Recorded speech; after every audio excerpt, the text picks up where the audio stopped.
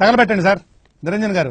కుళ్ళు దిగజారిపోయిన రాజకీయాలను చూసి చూసి విసిగిపోయి నిరాశ నిస్పృహ వచ్చి మీలాగే నాకు కోపం వచ్చింది. కానీ కోపం వచ్చి చేత కాకుండా పళ్ళు కొరుకుని ఇంట్లో కూర్చోవాలా, బయటకు వచ్చి పోరాటం చేయాలని నిర్ణయించుకున్న తర్వాత జనసేన పార్టీ పెట్టాను. మీ అందరి తరపున పోరాటానికి వ్యక్తిగత లాభాల కోసం కానీ దేశాన్ని, రాబోయే తరాల వారి భవిష్యత్తుని, భద్రతని పణంగా పెట్టి ఈ రాజకీయ జోదులను నిలదీయడానికి జనసేన పార్టీ పెట్టాను. అదే అనుకుని మోసపోయారు ఇన్నేళ్ళు. జనం మీకు చూపిస్తా ఒరిజినల్. ప్రశ్నిస్తాను, నేను ప్రశ్నిస్తానికే పార్టీ పెట్టానని చెప్పేటటువంటి మన డ్యామ్ బుషక్ బూమ్ బుషక్ పవన్ కళ్యాణ్ గారు, అతన్ని ఎవరన్నా ప్రశ్నిస్తే అతనికి కోపం వచ్చింది, తీవ్రమైనటువంటి కోపం వచ్చింది. చట్టపరమైన పరిణామాలు తప్పవు. కోపం వచ్చి తప్పుడు కేసులు పెట్టి రోజుకొక స్టేషన్ కి తిప్పుతా ఉంటారు.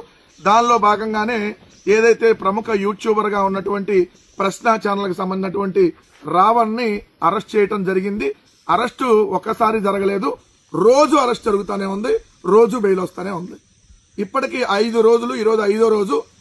నిన్నటికి 4 కేసుల్లో ఏదైతే 4 పోలీస్ స్టేషన్లకు తిప్పారు, 4 పోలీస్ స్టేషన్లకు తిప్పి 4 చోట్ల కేసులకి ఆయన తీసుకొని వెళ్లి అయితే 4 చోట్ల మేజిస్ట్రేట్ గారు బెయిల్ ఇచ్చారు. మొట్టమొదట పిఠాపురం పవన్ కళ్యాణ్ పోటీ చేసినటువంటి నియోజకవర్గం.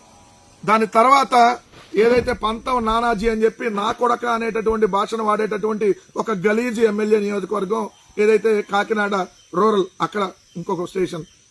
మచిలీపట్నం ఎంపీగా ఉన్నటువంటి బాలశౌరికి సంబంధించి మచిలీపట్నం 3వ స్టేషన్. 4 సాక్షాత్తు హోంమంత్రి అనిత గారి నియోజకవర్గం పాయకరావుపేట. ఈ 4 అయిపోయినాయి. ఇప్పుడు ఏలూరు పోలీసులు అరెస్ట్ చేసినట్టుగా తెలుస్తుంది 5వ కేసుకు సంబంధించి. ఇప్పటికే రావణ్ కు 4 సార్లు కోర్టు బెయిల్ మంజూరు కావడంతో ఆయనకు బెయిల్ రాకూడదని రాజద్రోహం కేసు నమోదు చేశారు పోలీసులు. అంటే ప్రశ్న రావణ్ ని చంపేయాలనేటటువంటి ప్రయత్నం ఏమైనా జరుగుతుందా అనేటటువంటి అనుమానాలు కలుగుతా ఉన్నాయి. ఈ రాజకీయ జోదులను నిలదీయడానికి జనసేన పార్టీ పెట్టాను. నేను వాళ్ళగా పిచ్చిదని అనుకున్నావా?